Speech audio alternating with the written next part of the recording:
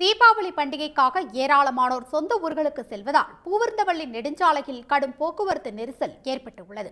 கூடுதல் விவரங்களுடன் இணைக்கிறார் செய்தியாளர் பரத், எத்தனை மணி நேரமாக போக்குவரத்து பாதிக்கப்பட்டுள்ளது? விவரங்கள்.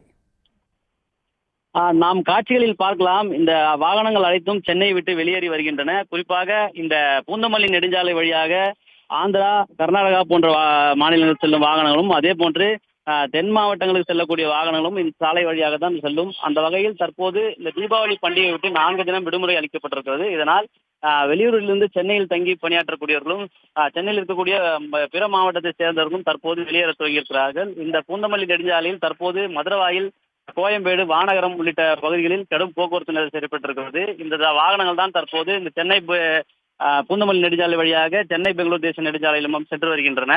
அதே போன்று இந்த மதுரவாயில் சுங்கச்சாவடி சாலையிலும் போக்குவரத்து நெரிசல் ஏற்பட்டிருக்கிறது. தொடர்ந்து இந்த போக்குவரத்து நெரிசலை கட்டுப்படுத்த போக்குவரத்து காவல்துறையும் பணியில் ஈடுபட்டு கொண்டிருக்கிறார்கள். இருந்த போதிலும் வாகனங்கள் தொடர்ந்து வெளியேறி வருவதால் இந்த போக்குவரத்து நெரிசல் ஏற்பட்டிருக்கிறது. நாம் இந்த கழுகு பார்வை காட்சியில் பார்க்கலாம்.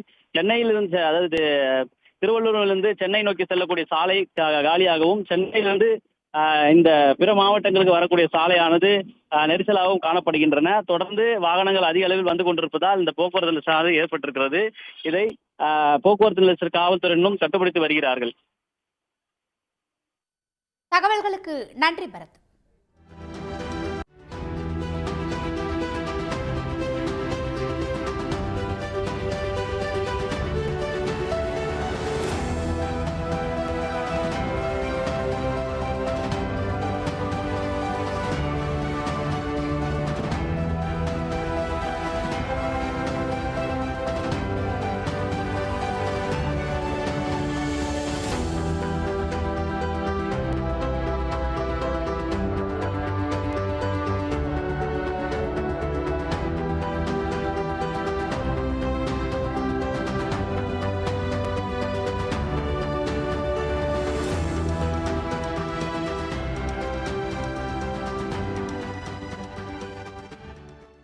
உடனுக்குடன் செய்திகளை தெரிந்து கொள்ள சன் நியூஸ் பெல் ஐகானை கிளிக் பண்ணுங்க.